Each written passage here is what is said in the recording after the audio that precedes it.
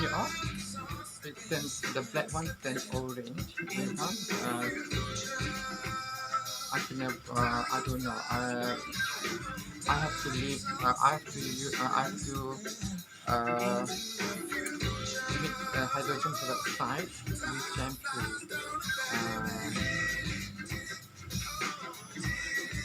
Uh, I do tomorrow to leave the dry treatment. To get rid of the dry treatment.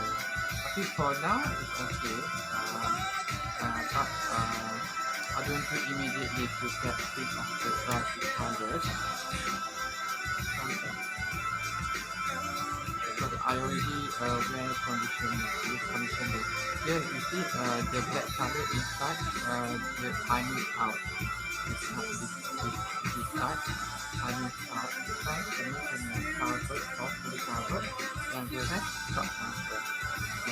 So in the meja pasang tu, di atas brace kita atas brace tu, jadi buat cepat dia. Tapi dia cover lah. Tapi yang for now, kalau macam I go dry, you can see whole head is long. The line just like the back at the back of the banana skin. The color become like this. Cannot see the black one. Like now, my fasting easy on the start fasting. So I follow this end of my eyebrows at the one corner.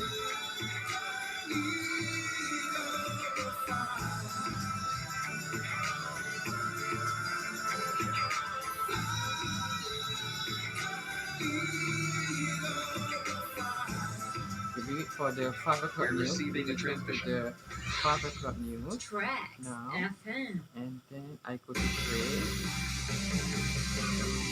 and then I do my hair, and then I show you all in the blood.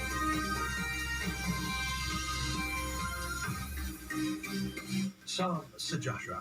Salam Malaysia Madani. Good evening, it's Prime at 5. First, the headlines. Cooperation of stakeholders vital for sustainability of agri-commodity sector.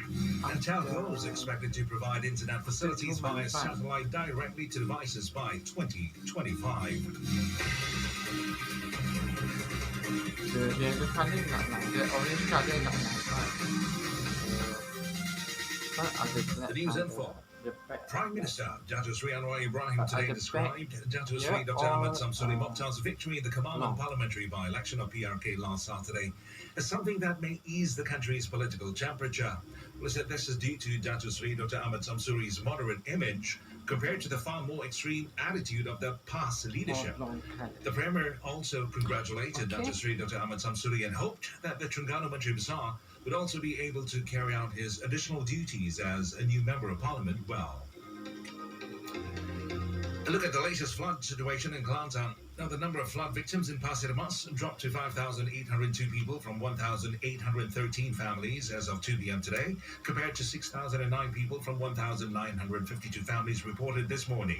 Meanwhile, the Public Info Banjir portal reported that Sungai Golo in Ranta Panjang still exceeded the danger limit at 9.26 meters compared to the normal level of 5 meters. And 2 more rivers exceeded the alert level, namely Sungai Golo in Kuala Jambu, Tumpat, and Sungai Galas in Limau Kasturi. The Agro-Tourism Initiative, the improvement of mechanization and automation skills and the cooperation of stakeholders in the agro-commodity sector need to be intensified to ensure the sustainability of the sector in the face of uncertainties in the global market next year. Deputy Prime Minister Dato Sri Fadillah Yusof, who is also the Minister of Plantation and Commodities, said Malaysia needs to maintain the momentum of the sector so that the commodities produced can compete in the global market.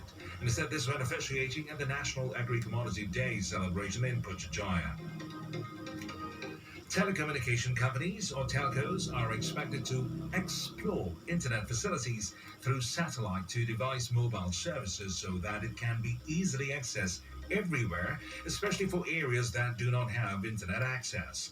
And speaking to Bernama, Communications and Digital Minister Fahmi Fadil said that the 2.7% of areas still needing